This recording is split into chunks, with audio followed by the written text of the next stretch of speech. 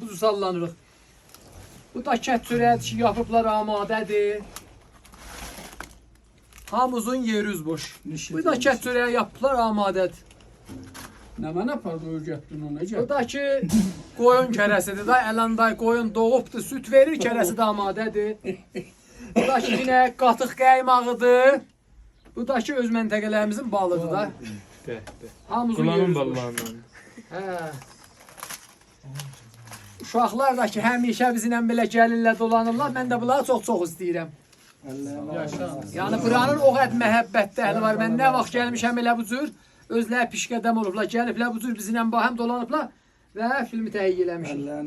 Sağ olmasa da çalxam kərəmlər. Sağ olsun ha verir gəldiyimizdə kiramla. Zəhmətli işlər. Sağ olasınız.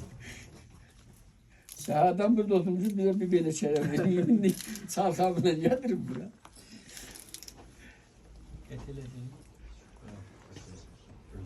Şura çörəklər. Çoxlar görürdü də və bilmirdi ki, nə cür təhiyyə olur da, bu cür kət çörəyi təhiyyə olur. Hamımızın ki, əli üst satmır, yeri üz boş. Bəs.